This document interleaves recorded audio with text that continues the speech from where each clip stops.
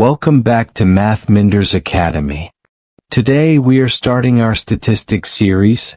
By the end of this lesson you will master a powerful tool used to calculate data spread, mean deviation. You will understand exactly what mean deviation represents, why we use absolute value symbols to calculate it, and how to pick up full marks on standard exam-style problems. Let's get started.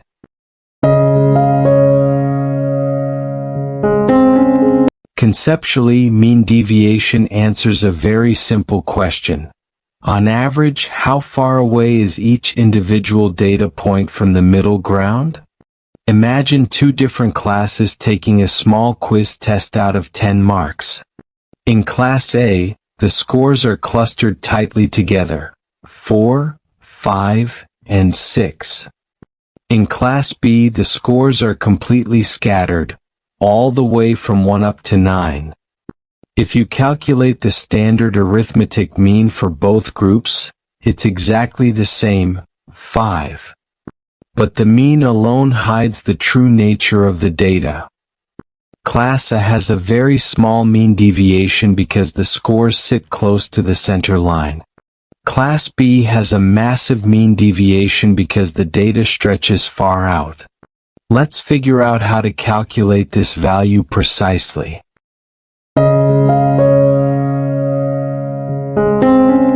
To master the calculation, let's look at a concrete dataset. Suppose 5 students score 3, 6, 6, 7, and 8 marks on a quiz test.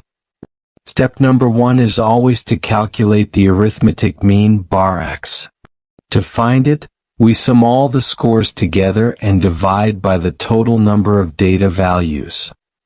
Plugging in our values gives us 3 plus 6 plus 6 plus 7 plus 8, all divided by 5. Adding our numerator components yields exactly 30. Dividing 30 by 5 gives us a clean mean score of 6. Keep this value of 6 locked in your mind. It's the anchor point we need for step 2.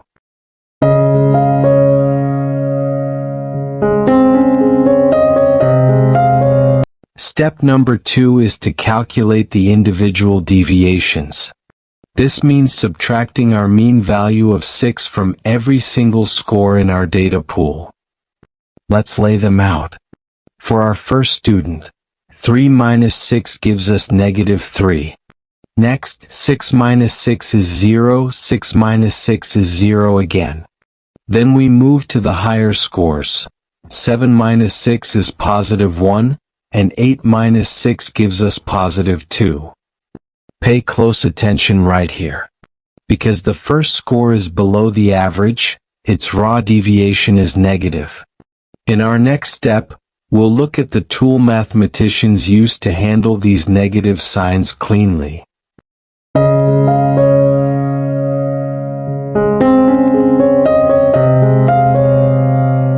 Why do we need absolute values? If we added up our deviations right now, the negative values and positive values would cancel each other out completely. To prevent this, we focus purely on distance. By wrapping each deviation inside absolute value bars, we discard the direction and only keep the magnitude. The negative 3 becomes a clean, positive 3. 0 remains 0, positive 1 stays 1, and positive 2 remains 2.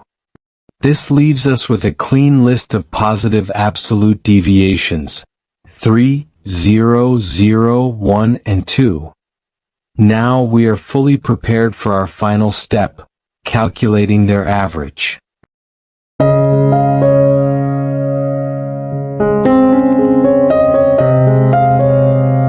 We have reached our final step. To find the mean absolute deviation, we calculate the average of our absolute distances. That means adding them all together and dividing by the count. Plugging our positive values into the fraction gives us 3 plus 0 plus 0 plus 1 plus 2, all divided by our dataset size of 5. Summing up the numerator yields a total distance of 6. Now we compute our final division, 6 divided by 5. This gives us a final mean absolute deviation of exactly 1.2. On average, every test score in our quiz test dataset sits 1.2 units away from the central value or mean.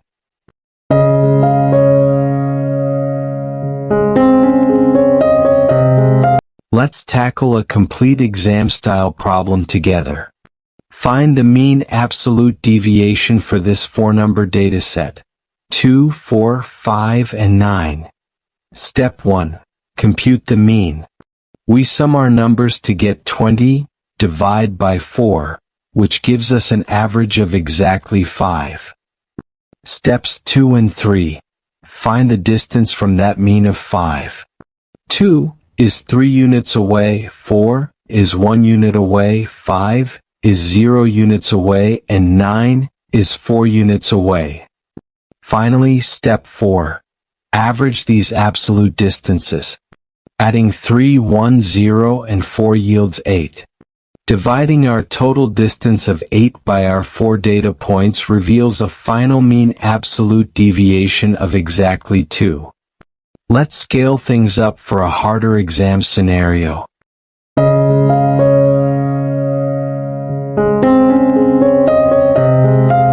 Here we are given a frequency distribution.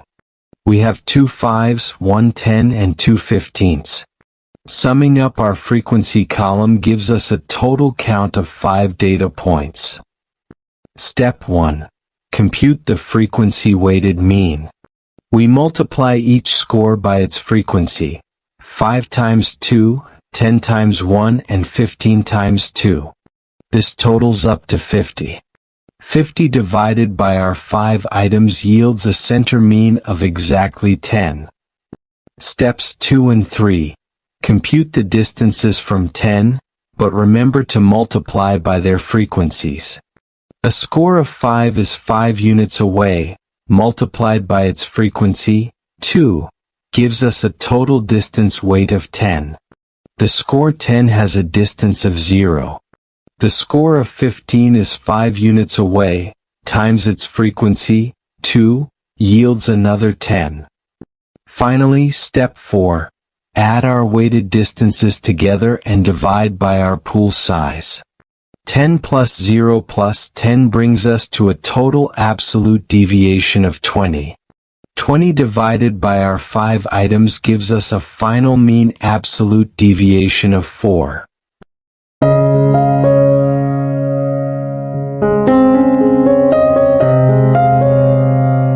Time to test your skills. Question 1. Calculate the mean absolute deviation of the small dataset, 4, 4, and 10. Pause the video if you need more time. Your 10 seconds start now.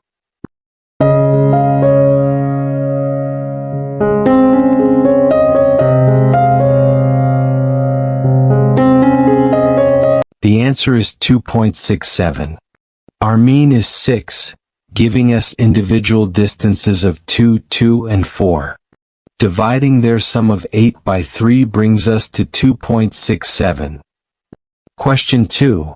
If a dataset has a calculated mean absolute deviation of exactly 0, what structural property does that dataset possess? Let's count it down.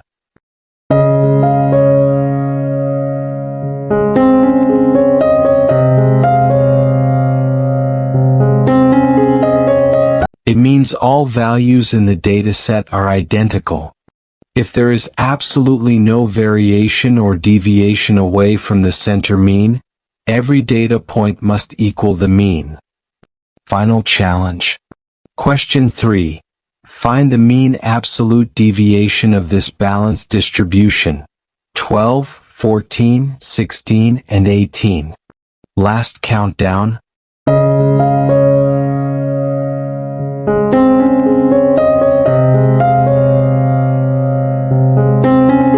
Let's see how you do. The answer is exactly 2. The distribution centers perfectly at a mean of 15. The symmetric absolute distances are 3, 1, 1, and 3, totaling up to 8. Dividing by our 4 data points leaves us with a deviation value of 2. Let's do a quick recap. Finding the mean absolute deviation is easy if you remember these 5 simple steps. First, find the mean of your dataset. Second, find each deviation by subtracting the mean from every data point. Third, take the absolute values to turn any negative differences positive. Fourth, add them all together to get your total deviation.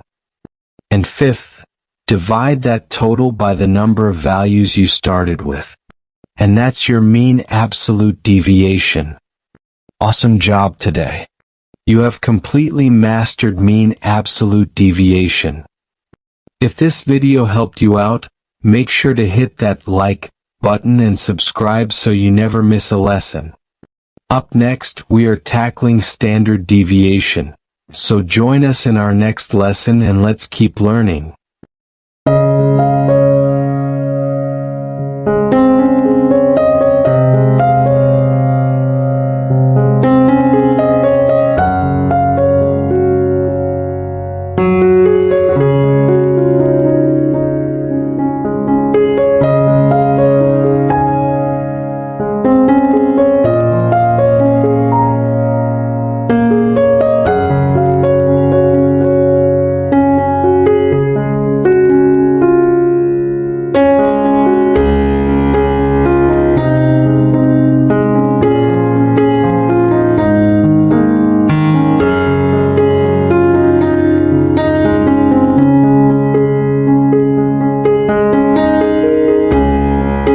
In the midnight glow where the stars align, we lose ourselves in the rhythm divine. Underneath the sky painted with dreams, we're chasing the echoes of silent screams.